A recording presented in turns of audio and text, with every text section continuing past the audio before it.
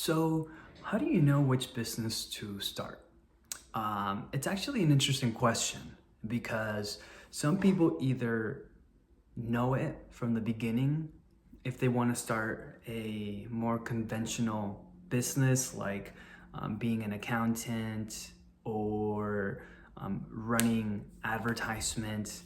So, usually you go into business knowing that you have a service, a product, something of value that you're going to exchange in the form of a currency. And for me, it's been a very interesting route because I've done real estate, which there's not a lot different. Like you're selling the same product. Like there's not much innovation in it, right? Like real estate, sell homes or rent homes. Now, I have had multiple businesses.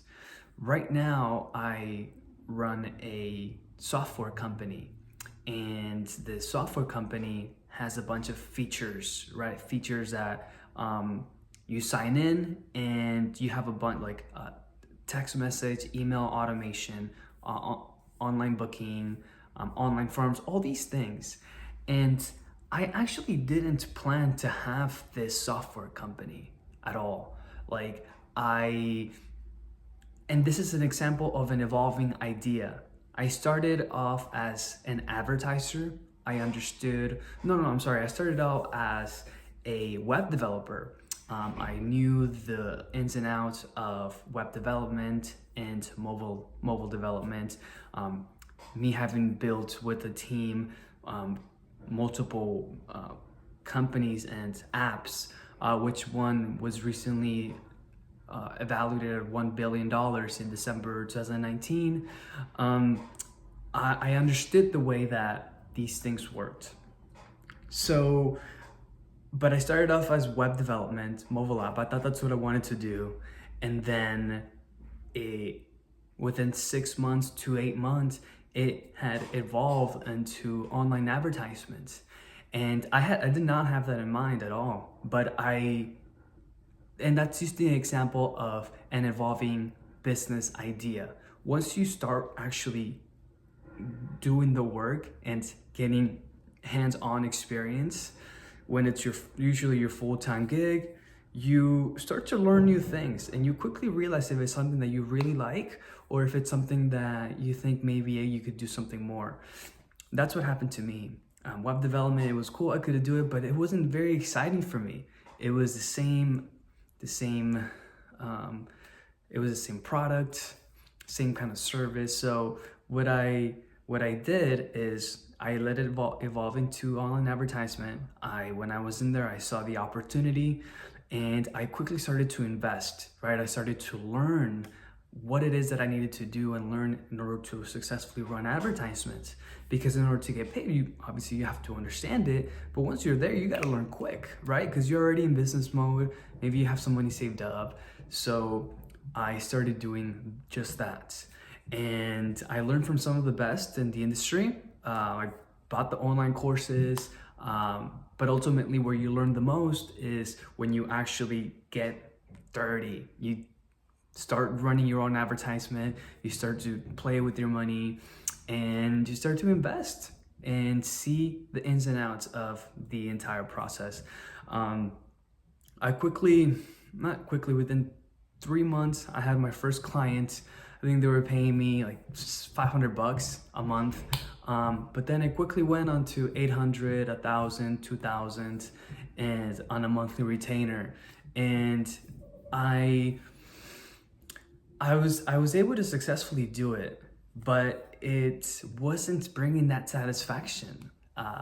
And maybe it was something that could have stayed a little bit longer, but I realized enough. I realized it was enough for me to know that this just wasn't for me. It was a great skill that I've learned and I can actually apply it to any business. But with that experience, with that skill, it then evolved into this software company that I now run. And if it wasn't because of this experience, I wouldn't have never gotten so involved with different business owners. I would have never understood their needs, and I would have never seen the what you call it, like the ins and outs of every business.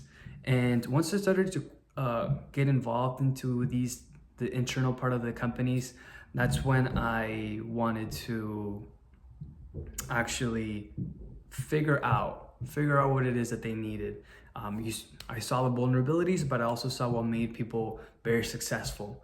And from that, I learned how to, like, I built this company, and now I offer that. And it's to me, this is a bit more exciting because it takes up a lot of my skills.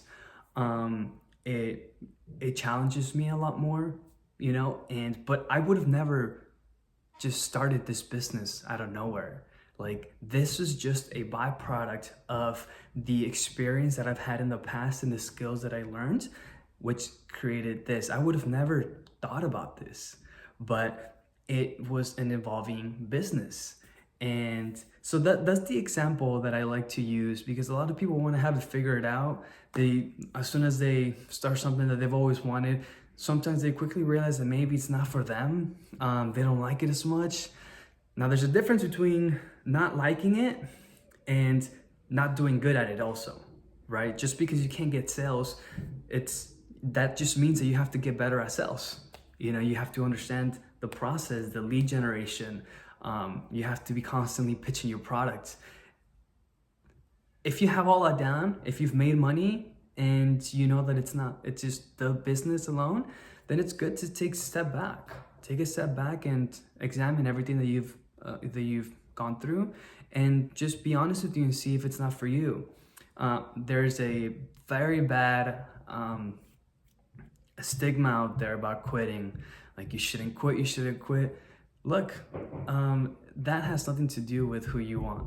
Like, if anything, I say quit fast. If it's something that you know for a fact you don't see the long term of it, quit. Let it go and see how that feels. But be honest with yourself. Ask yourself, why is it that you're quitting?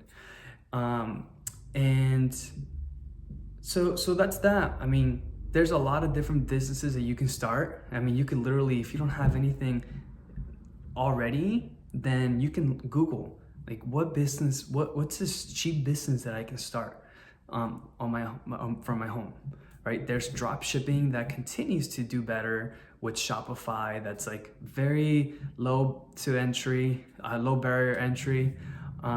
There's a lot of different ideas. Never think that any of us have it figured out from the beginning.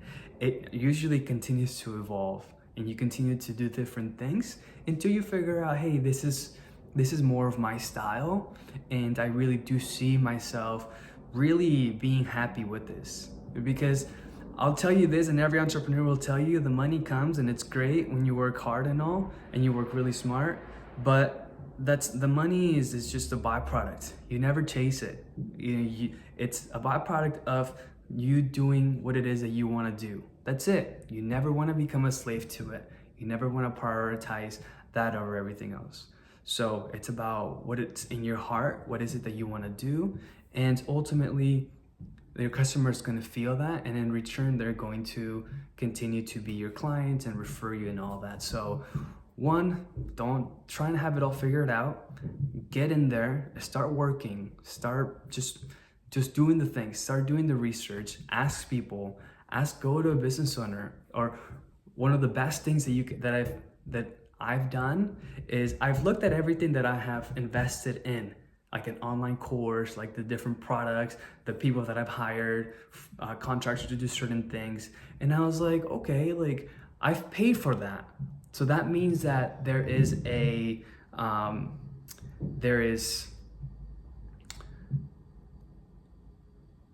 something that I've paid for that has given me value. And I say, oh, I could do that as well. It doesn't seem that hard. So that's also another thing. Look at the last things that you purchased. Maybe food. So I don't know if you want to start a restaurant, but look at the things that you've paid for already and see if maybe that's just something that you can share. and offer as a service. So that's that. Thank you for listening. Do the things, like and subscribe if it's something that you want to continue getting on your feed. Please follow, do all the things. Thank you.